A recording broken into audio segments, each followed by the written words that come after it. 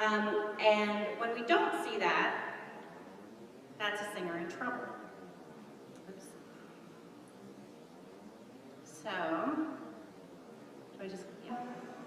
So this is an injured singer.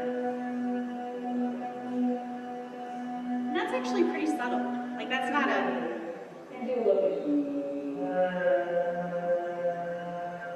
it's not like a lesion that we go, oh, that's nodules, or that's a polyp. It's just phonotrauma. That's a perfect example of trauma to the vocal folds from using them.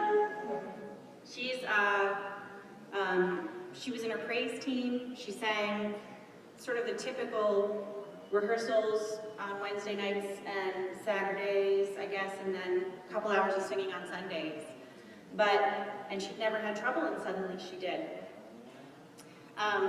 Symptoms that you might find yourself running into if you're and I'm going to talk a lot about singers just because that's my background and that's my specialty, but I want you to know that if you're an actor, a doctors talk all day, teacher, professor, phone answerer, receptionist, anybody, just about anybody is a professional voice user. It's always wonderful when I have a singer come in and I say, what do you do when you're not on stage? And they say, I work in a library, because typically people who use their voices a lot are also very talkative, and they tend to get jobs where they have to use their voices a lot too. So they're going to have symptoms like, it's not very big. Sorry if you can't see that. Their voice is going to get rough, it's going to get raspy, it's going to get breathy. They're going to feel fatigue. They may have a sudden voice loss, or they may just have soreness in the muscles of their neck and throat. And they may have some discomfort and pain with voicing. It may resolve, and then they think, okay, I'm fine, and then it comes back by the end of the week, each week, that kind of thing. And I just said all of that. So, but if you think about it, what are the common problems among athletes? Fatigue, muscle soreness, repetitive stress injuries. It's the same thing. We're really talking about vocal athletes when we talk about singers, actors, teachers, and all the other professions we've talked about today. And it really comes down to that repetitive stress, the repetitive shearing force, similar to foot against sneaker giving you a blister. Vocal cords have to collide in order to make the sound. And that collision, and that great slide that Dr. Gennaro showed of the little finger-like things that disappear, and they go away and then they come back because you healed. But just think about it, if you're doing that over and over and over again, if the nature of your job is that you talk and talk and talk and talk, how the wear and tear is going to eventually become more of a problem. I'm just going to show you some really ugly pictures of some of the injured vocal cords. These are pretty typical vocal fold nodules. There's one on each side. They're straight across from each other. This is a cyst, which you can see as it's open, sort of sticking out from one side. When it's closed, what happens is that vocal cord that has the cyst actually touches the other vocal cord before the rest of the cord does, and it causes you to leak air around that cyst. So you'll have sort of a hissing sound of breath escaping as you're talking or singing.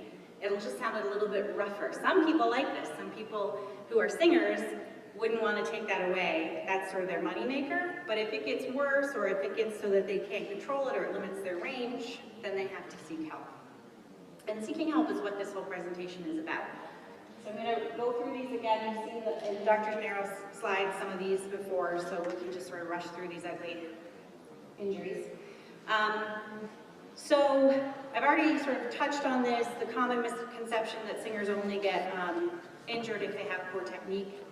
But the fact is that it's about demand. It's about how much they have to use their voice. Same with acting and teaching. And I was going to show a whole bunch of videos because the demand can really be captured in these videos. But I feel like we kind of got a good idea already. If we saw what the chamber singers and the Virginia Gentlemen did, that they were all throughout the range. When we talk, even if I talk all day, like I do at my job sometimes, I don't hit my high notes with my low notes. I don't stretch my vocal folds to their max. I don't push them that hard all the time. But they're going to their extremes. They're going to their extremes of range and their extremes of volume.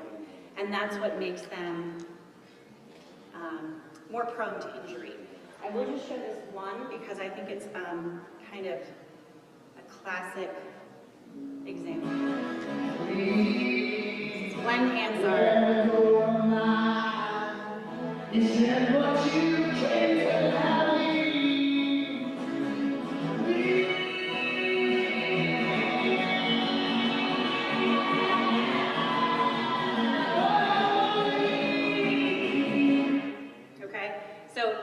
He actually starts off much softer and ends much softer. So even within that song, he's got to be able to go back to his soft and his high and soft, which can be really challenging when your vocal cords are tired. And I can't resist. I'm just going to show this one other one. It's really good. This is Carrie Manilow.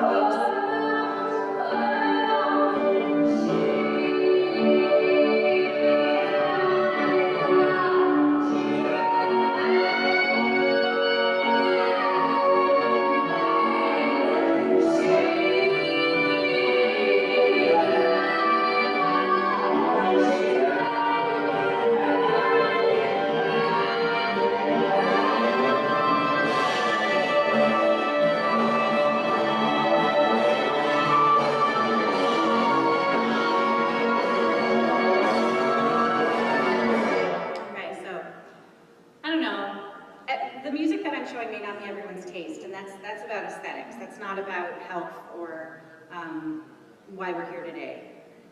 That's demand. If she does that, if she's making her living as a singer, which she is now, and she does that 4 or 5 times a week in order to make a living, and then she goes and records on the weekend, she's going to be tired. And I met her, and we talked when I was in Nashville, and she is the strictest, most careful of any performer I've ever met. She drinks so much water, she eats well, she exercises, she gets lots of rest, she rests her voice. She is very, very careful. But that, as you may know, is not the typical pop singer or rock singer's attitude necessarily, at least as in my experience, what I've seen. So we'll skip these other ones because you get it. But I did want to show you what it looks like on the inside.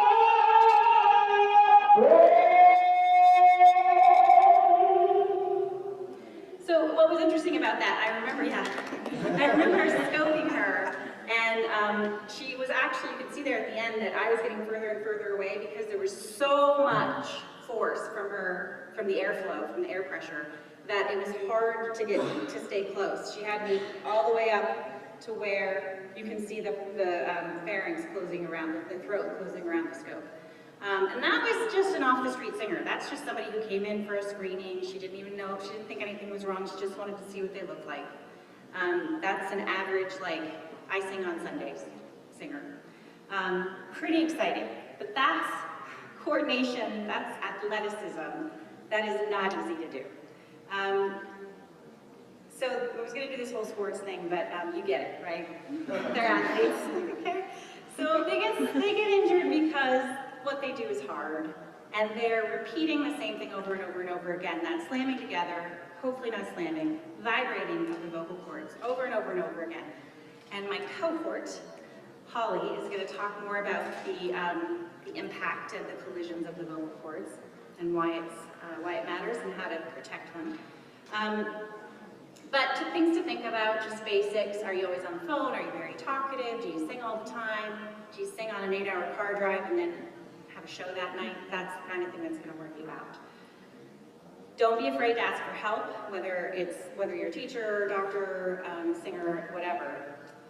Ask for help and know where to go. The biggest thing is that we have these funny names. I'm a speech language pathologist, but I do voice. I don't do speech and I don't do language, and I don't do pathology. I'm a singer and I'm a voice specialist, but my name is confusing. Otolaryngology, laryngology, that's a very confusing word. Ear, nose, and throat doctor, I know to go to them, but what if they specialize in ears? Or what if they specialize in sinuses? If you had an injury, if you were an athlete, if you were a runner, and you had something wrong with your knee, who are you going to go to? You're going to find a specialist. You're not just going to go to your primary care physician.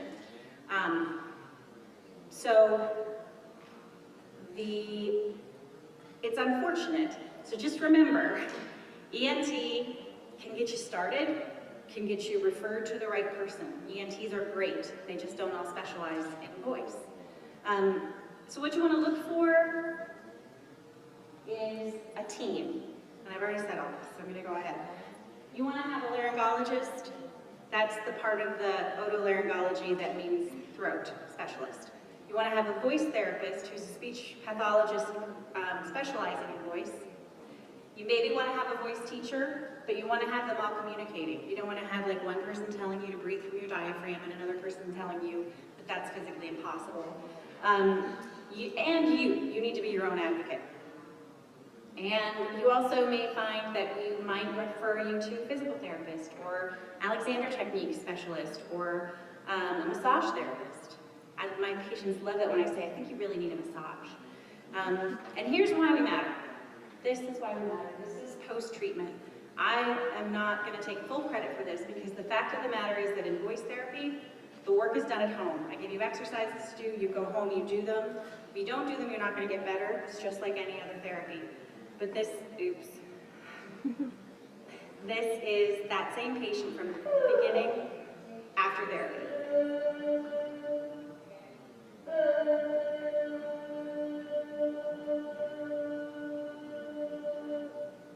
She made me very happy. As you can tell, her vocal folds are very white, pretty, they're glossy looking, and they vibrate very nicely. She was a very good patient, and she did her work. And that is it. So I will now introduce my colleague, Holly, or actually, did you want to introduce her? Yeah, so thank you so much. Thank you.